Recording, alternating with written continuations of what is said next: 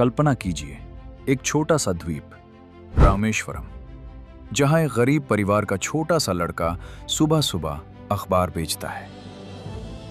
वही लड़का एक दिन भारत का राष्ट्रपति बनता है।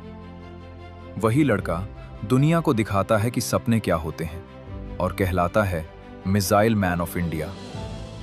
उस लड़के का नाम है APJ अब्दुल कलाम। आज इस वीडियो में हम उनकी पूरी जिंदगी की यात्रा करेंगे, जन्म से लेकर अंतिम सांस तक।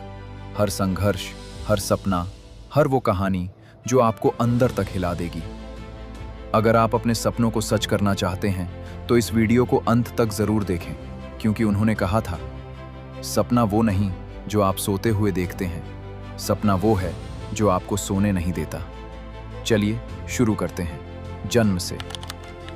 15 अक्टूबर 1931 तमिलनाडु के रामेश्वरम द्वीप पर एक साधारण मुस्लिम परिवार में जन्म हुआ। नाम रखा गया अबुल पकीर जैनुलाब्दीन अब्दुल कलाम। उनके पिता जैनुलाब्दीन एक नाव के मालिक थे और मस्जिद के इमाम भी। वो हिंदू तीर्थयात्रियों को धनुषकोडी तक नाव से ले जाते थे।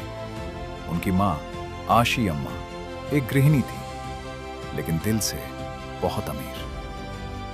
एक समय उनका परिवार संपन्न था, लेकिन पंबन ब्रिज बनने के बाद उनका सारा कारोबार खत्म हो गया। अब हालात ऐसे थे कि घर चलाना भी मुश्किल हो गया। कलाम सर 4 भाई बहनों में सबसे छोटे थे और बचपन से ही गरीबी, जिम्मेदारी और संघर्ष उनके साथी बन गए थे। हर सुबह 4 बजे उठना, अखबार बांटना और फिर स्कूल जाना।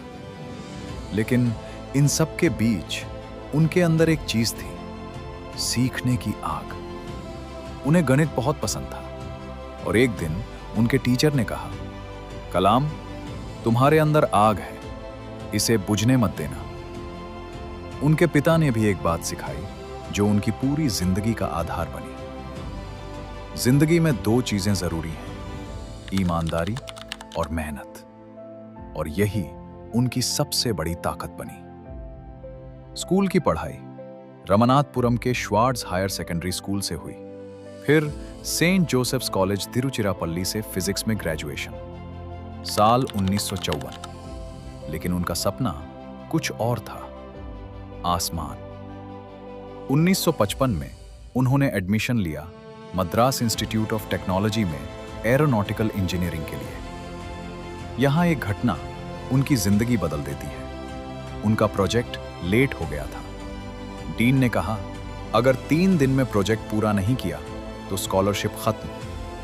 3 दिन बिना सोए, बिना रुके उन्होंने काम किया और प्रोजेक्ट पूरा कर दिया। डीन ने मुस्कुराकर कहा, स्ट्रेस दुश्मन नहीं है, सीखने का मौका है। इसके बाद उन्होंने इंडियन एयरफोर्स में फाइटर पायलट बनने की कोशिश की, लेकिन सिर्फ 1 रैंक से वो चूक गए। उन्होंने बाद में कहा, शायद भगवान मुझे पायलट नहीं, वैज्ञानिक बनाना चाहते थे। और सच में वो भारत का इतिहास बदलने वाले थे।